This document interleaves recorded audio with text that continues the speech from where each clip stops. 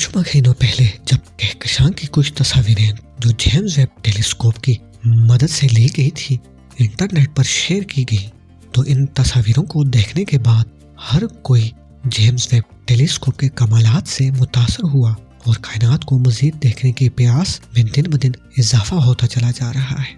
دنیا بھر کے لوگوں کو یقین ہے کہ جیمز ویب کائنات سے کچھ خاص تلاش کر کے رہے گی، اور یہ بھی یقین کیا جا رہا ہے کہ وہ دن دور نہیں جب انسان ایلینز کو تلاش کر لے۔ جیمز ویب ٹیلیسکوپ کائنات میں نئے پلینٹس گلیکسیز کو ڈھونڈ رہی ہے۔ جیمز ویب ٹیلیسکوپ کائنات کی سب سے مہنگی اسپیس ٹیلیسکوپ ہے۔ ایک اندازے کے مطابق اسے خلا میں بھیجے جانے تک اس پر کل لاگت 10 بلین امریکی ڈالرز تک آئی ہے۔ جیمز ویب ٹیلیسکوپ خلا میں کم سے کم 5 سال گزارے گی، اور یہ 5 سال مزید زیادہ بھی ہو سکتے ہیں۔ 8 سے 10 سال تک جیمز ویب ٹیلیسکوپ مشاہدات یہ کائنات کے وجود میں آنے کے مناظر بھی دکھائے گی، اور مزید حقیقت بھی آشکار ہوگی کہ کائنات کیسے وجود میں آئی اور کب سے ہے۔ سائنسدانوں کا کہنا ہے کہ ابتدا میں بہت زیادہ خلائی گرد اور گیسز تھی جو بعد میں گریوٹی کے اثر سے اکٹھی ہو کر ستارے اور کہکشاں بنے۔ اس قدر خلائی گرد کی وجہ سے آنے والی روشنی جو انسانی آنکھ دیکھ سکتی تھی اس گرد میں دب گئی۔ ایسے ہی کائنات کی ابتدا میں نکلنے والی روشنی کائنات کے پھیلاؤ سے دکھنے والی روشنی سے پھیل کر نہ دکھنے والی روشنی میں بدل گئی۔ یہ روشنی کا ایک خاص حصہ ہے جو انسانی آنکھ سے نظر نہیں آتا، جسے انفراریڈ کہا جاتا ہے۔ یہ حصہ اس خلائی گرد کو پار کر بھی ہم تک پہنچ سکتا ہے۔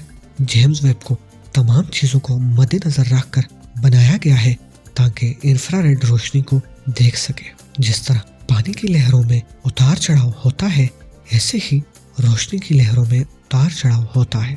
کسی مسلسل لہر کے 2 قریبی اتار یا چڑھاؤ میں فاصلے کو ویو لینتھ کہا جاتا ہے۔ ویو لینتھ کی اکائی فاصلے کی اکائی ہوئی۔ یہ فاصلہ اتنا کم ہوتا ہے کہ اس کو نینو میٹرز میں میئر کیا جاتا ہے۔ نینو میٹر 1 میٹر کا 1/4واں حصہ ہوتا ہے۔ روشنی کی لہریں مختلف ویو لینتھ کی ہو سکتی ہیں۔ روشنی کی ویو لینتھ کی مکمل رینج کو اسپیکٹرم کہا جاتا ہے۔ 380 سے 700 نینو میٹر کی روشنی کی ویو لینتھ کو ویزیبل یا دکھنے والے اسپیکٹرم کہا جاتا ہے، کیونکہ انسانی آنکھ اسے دیکھ سکتی ہے۔ اس طرح 650 سے 700 نینو میٹر کی ویو لینتھ کی روشنی کا رنگ انسانی آنکھ کو سرخ یعنی ریڈ نظر آتا ہے۔ 700 نینو میٹر کی ویو لینتھ کی روشنی کو انفراریڈ کہا جاتا ہے۔ یہ روشنی انسانی آنکھ نہیں دیکھ سکتی۔ ایسی کوئی بھی چیز جس کا درجہ حرارت ہوتا ہے، اس میں سے انفراریڈ روشنی نکلتی ہے۔ اس طرح کی روشنی کو دیکھنے کے لیے ڈیٹیکٹرز کا استعمال کیا جاتا ہے، اور ان ڈیٹیکٹرز کو بنایا جاتا ہے۔ ہم نے روزمرہ کی زندگی میں انفراریڈ کیمرہ دیکھے ہوں گے یا ان سے بنی تصاویریں دیکھی ہوں گی۔ انفراریڈ کیمرے کی مدد سے رات کے وقت اشیاء کو دیکھا جا سکتا ہے، کیونکہ اندھیرے میں بھی اشیاء انفراریڈ روشنی خارج کر رہی ہوتی ہیں۔ کائنات کی ابتدا میں بننے والے ستارے جو خلائی گرد میں چھپے ہوئے تھے، اب جیمز ویب ٹیلیسکوپ اس سے نکلنے والی انفراریڈ روشنی کو دیکھ کر انہیں ڈھونڈ پائے گی۔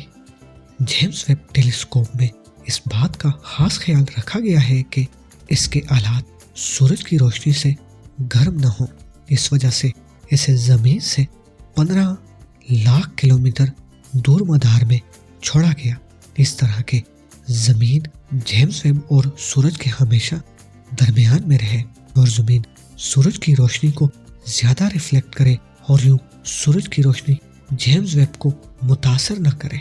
اس کے علاوہ اسے یوں سیٹ کیا گیا ہے کہ سورج کی مخالف سمت رہے۔ سورج کی روشنی سے بچنے کے لیے اس کی بیک سائڈ پر روشنی کو ریفلیکٹ کرنے کے لیے 5 تہوں کا استعمال کیا گیا ہے۔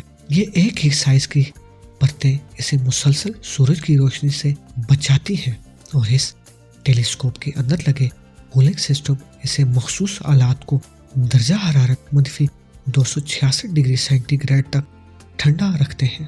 انٹارکٹیکا کا درجہ حرارت -60 ڈگری ہے۔ اس سے اندازہ لگانا آسان ہے کہ یہ کس قدر جیمز ویب ٹیلیسکوپ کو ٹھنڈا رکھیں گے۔ جیمز ویب ٹیلیسکوپ کے آلات کو اتنے کم درجہ حرارت پر رکھنے کا مقصد یہ ہے کہ کائنات کے کونوں سے آنے والی مدھم انفراریڈ اور روشنی کی پیمائش اس کے اپنے اندر آلات کے درجہ حرارت میں اضافے کی وجہ سے ان سے نکلنے والی انفراریڈ روشنی کے باعث متاثر نہ ہو۔ James Webb telescope 13.6 billion light year کے فاصلے تک دیکھ سکتی ہے۔